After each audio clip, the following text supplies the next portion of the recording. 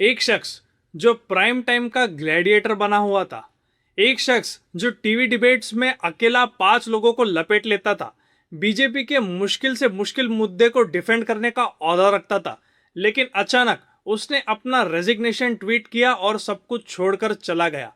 हम बात कर रहे हैं शहजाद पूनावाला की, जो पिछले 5 सालों से बीजेपी की एक एग्रेसिव आवाज बने हुए थे, लेकिन अचानक उन्होंने कुछ दिन पहले एक्टिव पॉलिटिक्स और बीजेपी के हर पोस्ट से रिजाइन कर दिया है। मुद्दा यह नहीं है कि उन्होंने रिजाइन कर दिया, लेकिन मुद्दा यह है कि उन्होंने रिजाइन क्यों किया।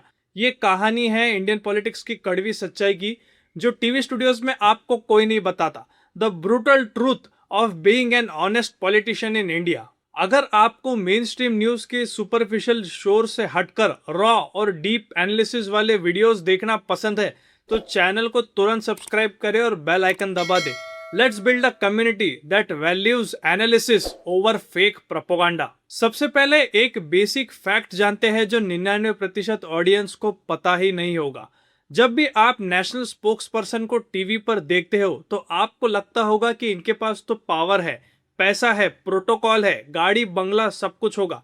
लेकिन मैं आपको बता दूं, एक national spokes person post honorary होता है और अनपेड होता है, यानी zero salary, zero fixed perks. अगर आप एक multi generation political family background से नहीं आते हो, यानी आपके पास रियल एस्टेट एम्पायर या कोल माइंस या शुगर फैक्ट्री का बैकअप नहीं है, तो किसी भी पार्टी का स्पोक्स पर्सन बनना एक फाइनेंशियल सुसाइड बन जाता है। शहजाद पूनावाला ने कॉर्पोरेट लीगल करियर छोड़कर अपने कई साल पॉलिटिक्स को दिए हैं, लेकिन घर के बिजली के बिल और राशन के बिल टीवी डिबेट्स के क्लिप से या ट्विटर के इंप्रेशन से नहीं भरे जाते।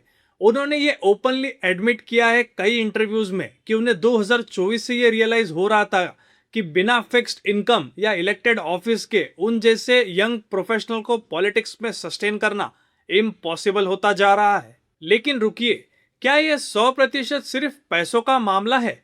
उनके रेजिग्नेशन लेटर को जरा ध्यान से पढ़िए और समझिए। उन्होंने कहा है कि आई एम लिविंग द व्यवस्था यानी सिस्टम, बट नॉट द व्यक्ति और विचार यानी नॉट द लीडर और आइडियोलॉजी। उन्होंने पीएम मोदी, अमित शाह और बीजेपी के टॉप लीडर्स को सल्यूट किया, लेकिन बीच में ही एक लाइन ड्रॉप कर दी। Recent events courtesy certain individuals forced me to take this decision. लेकिन सबसे बड़ा सवाल यह है कि ये सर्टेन इंडिविजुअल्स है कौन? जब आप पार्टी के बाहर से आते हो, यानी जब आप आपके टैलेंट और डिबेट स्किल्स के दम पर टॉप पर पहुंचते हो, तो पार्टी के अंदर इंटरनल फ्रिक्शन होना गारंटीड है। Social media sales, communication team और लीडरशिप के बीच हमेशा ही एक बैकस्टेज रेसलिंग चलते रहती है। शहजाद पूनावाला ने जब कांग्रेस छोड़ी थी तो उन्होंने अपना ब्रिज बर्न कर दिया था, यानी गांधी फैमिली पर सीधा आरोप लगाया था।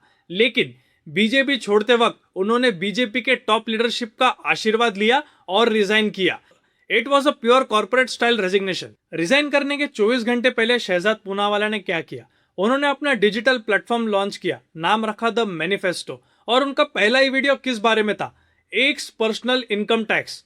यानी उन्होंने वो मुद्दे उठाए जो अभी बहुत ट्रेंडिंग है, खराब रोड्स, टॉक्सिक एयर और सरकार का मिडिल क्लास को एटीएम की तरह यूज करना।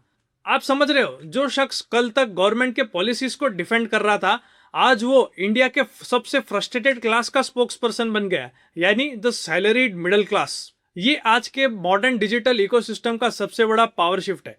एक वक्त था जब पॉलिटिशियंस को अपनी आवाज बचाने के लिए क्या चाहिए होता था?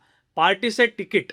लेकिन आज अगर आपके पास कैमरा प्रेजेंस है, फॉलोअर्स है और आर्टिकुलेशन है, तो आप सीधे क्रिएटर इकोनॉमी में आकर अपनी वॉइस रख सकते हो और अपने मुद्दे रख सकते हो, और साथ ही साथ आप एक इंस्टीट्यूशन बन सकते हो जो लोगों को एनलाइटन करे। शहजाद पूनावाला का एग्जिट सिर्फ एक इंडिविजुअल का रेजिग्नेशन नहीं है, ये एक वेकअप कॉल है हर उस यंग इंडियन के लिए जो इंडियन पॉलिटिक्स में अपना करियर बनाने देखता है, बिना किसी गॉडफादर के या बैकअप के। जब तक हमारी political parties non dynastic professionals के लिए एक सस्टेनेबल इंस्टीट्यूशनल फ्रेमवर्क नहीं बना देती, तब तक टीवी डिबेटर्स आते रहेंगे, काम करते रहेंगे, लेकिन जब बैंक बैलेंस कम हो जाएगा तो चुपचाप अपना बोरिया बिस्तर उठाकर पॉलिटिक्स को अलविदा कह देंगे। आपका इस पर क्या सोचना है? क्या शहजाद पूनावाला का ये मूव एक स्मार्ट करियर पिवट है, या फिर पॉलिटिक्स सिर्फ अमीर लोगों के लिए एक गेम बनकर रह चुकी है? अपने थॉट्स नीचे कमेंट बॉक्स में जरूर बताएं।